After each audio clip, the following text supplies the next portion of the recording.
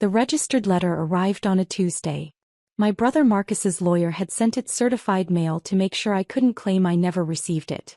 Inside was a formal eviction notice giving me 30 days to vacate the family estate at 1842 Willow Creek Road. The estate that had belonged to our father who'd passed away 3 years ago. I read it twice, then called Marcus. "You got the notice?" he answered without greeting. "I did. Want to explain what this is about?" "It's simple, Alex. Dad left the estate to me as the eldest son. You've been living there rent-free for 3 years. That ends now." "Dad left the estate to you," I repeated slowly. "That's right. I've been patient letting you stay there while you figured out your life. But I need the property now. My financial advisor says I can get $4,500 a month in rent, and I have tenants lined up." I looked around the study where I was sitting, the room where I managed my investment accounts, reviewed property documents, and handled the trust fund Dad had actually left me. The trust fund worth $8.3 million that Marcus apparently knew nothing about. "Marcus, we should talk about this in person." "There's nothing to talk about. The notice is legal. You have 30 days. Don't make this difficult." "When can you come by the house?" "Pie House," he corrected. "I'll be there Saturday with my real estate agent. We're doing a walkthrough to assess renovation needs. Make sure the place is presentable." He hung up before I could respond. I sat there for a moment, then opened my laptop and pulled up the estate documents. The ones Marcus had apparently never bothered to read carefully. Dad had been a brilliant man and a meticulous planner. When Mom died 10 years ago, he'd restructured everything to protect his assets and ensure his children were taken care of according to their needs and abilities. He'd known Marcus, charismatic, confident, terrible with money, would need different arrangements than me. So he'd set up 2 paths. Marcus got the house on Willow Creek. Full ownership transferred immediately upon Dad's death. It was worth about $850,000, and Dad knew Marcus would feel important owning the family estate. What Marcus didn't know was that the house came with a condition buried in the trust documents. I had the right to live there rent-free for as long as I wanted. I got everything else. The investment portfolio, the 3 rental properties in California, the commercial building downtown, and the actual family wealth. All in an irrevocable trust that Marcus couldn't touch. Total value, $8.3 million, generating about $35,000 monthly in passive income. Dad had told me about the arrangement before he died. "Marcus needs to feel like he won," Dad had explained. "He'll get the house, the estate, the thing he can brag about at parties. You'll get the financial security and the peace of mind. He'll never know the difference unless he bothers to read the trust documents." 3 years later, Marcus apparently still hadn't read them. But he had been busy. I discovered 6 months ago that he'd been telling relatives they could rent rooms in his estate for $800 a month. Our cousin Jennifer was paying him to live in the guest house. Uncle Tom was paying for the basement apartment. Even our Aunt Sarah was paying for what Marcus called the garden suite, which was actually just the converted garage. Marcus was collecting $2,400 a month from family members while I lived in the main house. And now he wanted me out so he could charge even more. Saturday came. Marcus arrived with a woman in a sharp suit carrying a tablet and a measuring tape. "Alex, this is Patricia from Premium Properties," Marcus said, not bothering with pleasantries. "She'll be listing the house once you're out. Patricia, this is my brother. He's been staying here temporarily." 3 years is quite temporary," I said. "Well, it's ending now." Marcus walked past me into the foyer. "Patricia, as you can see, the bones are good. Original hardwood, high ceilings.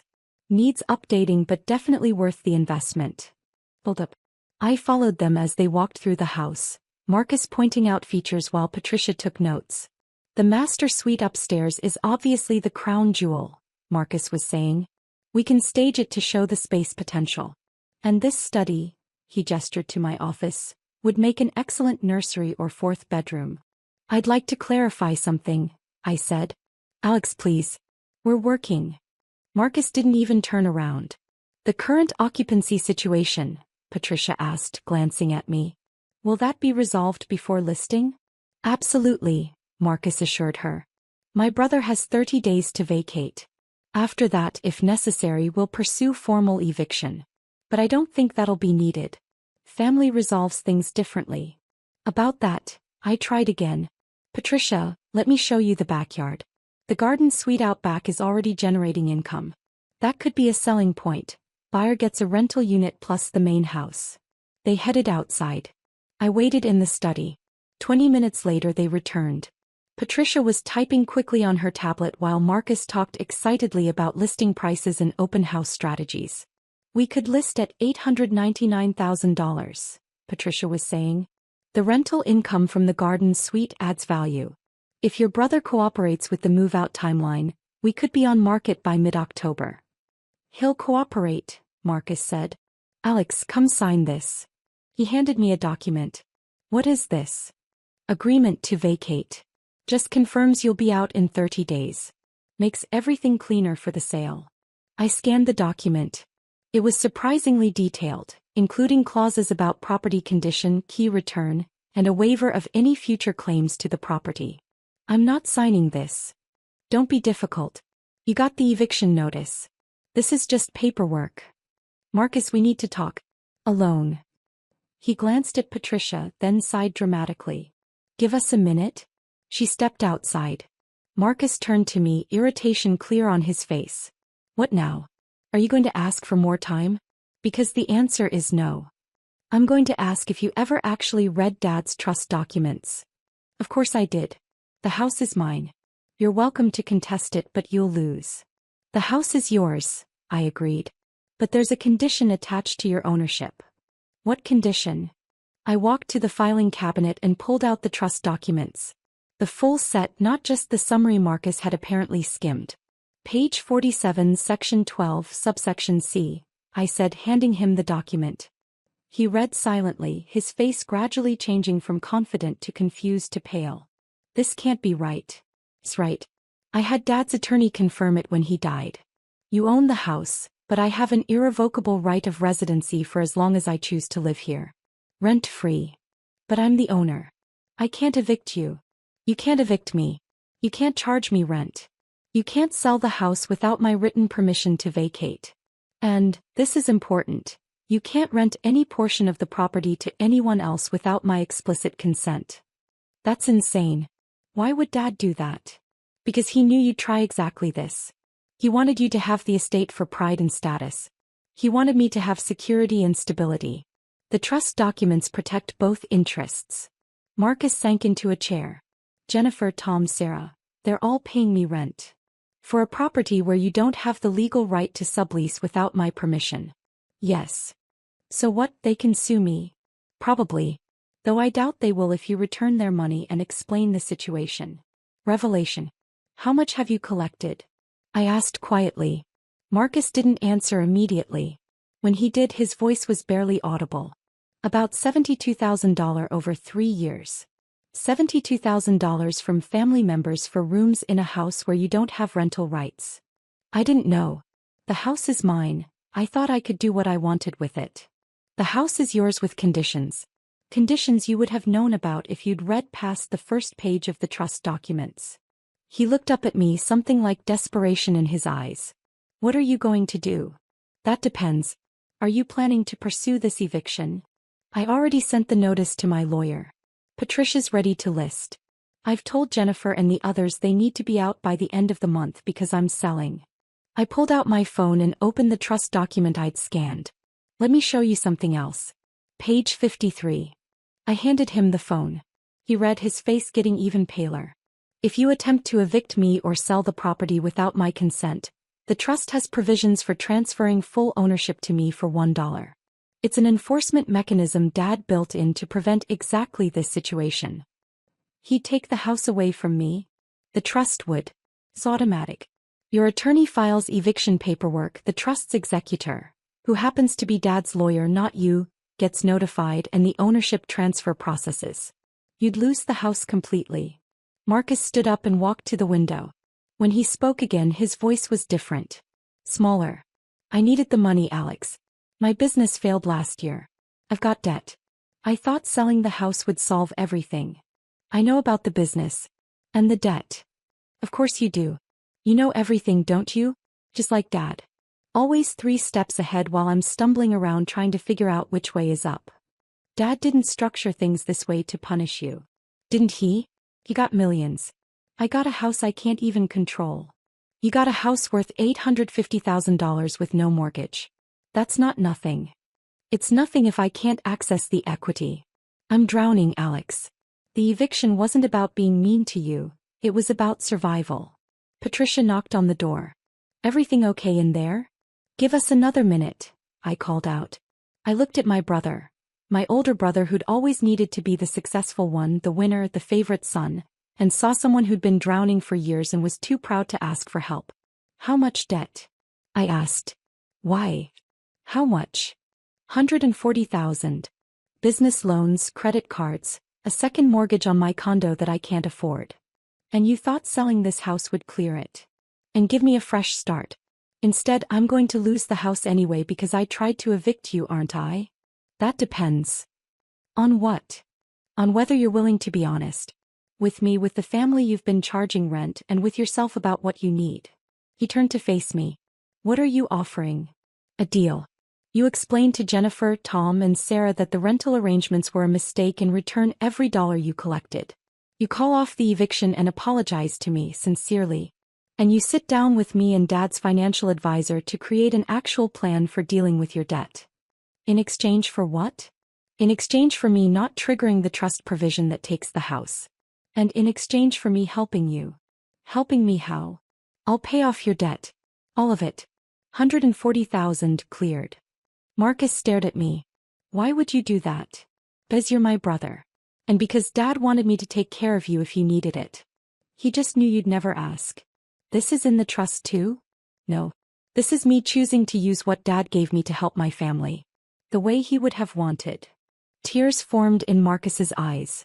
I've been such an idiot. You've been proud and scared. Different thing. I told everyone you were a failure. That you were living off me. I know. I collected rent from our own family. I know that too. And you're still offering to help me? I'm offering to help you. But Marcus, this comes with conditions. You get financial counseling. You meet with Dad's advisor monthly. You stop making decisions about money without talking to someone first. And you never ever try to evict me again. Resolution. He wiped his eyes and nodded. Deal. All of it. I agree. Then let's go tell Patricia the house isn't listing. We walked outside together.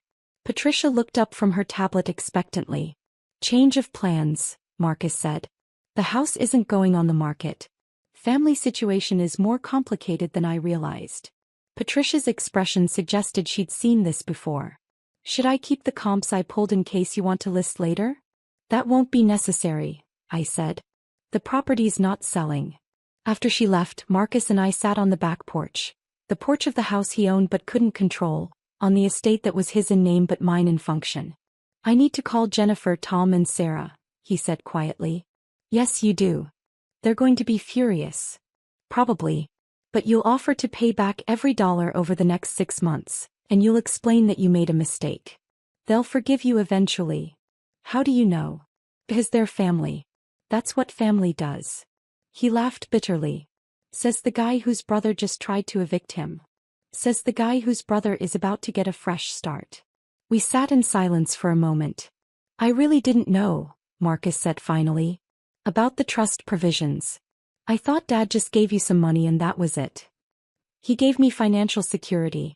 He gave you the family estate. He tried to give us both what we needed. He gave you more. He gave me more money. But Marcus, you have something I don't. What's that? People look up to you. They always have. You're the one everyone turns to at family events. You're the successful older brother. I'm just the quiet one in the corner. The quiet one who's secretly a millionaire. The quiet one who Dad trusted to handle money responsibly. That's different than being someone people admire. Marcus looked at me. I've been terrible to you. You've been struggling and didn't know how to ask for help. I'm asking now. Will you really pay off the debt? I'll have it cleared by next week. $140,000 from the trust fund. Dad would approve. And I can keep the house? You can keep the house. I'll probably move out in a year or two anyway. I've been looking at condos downtown. Really? Really? I never wanted to take the estate from you.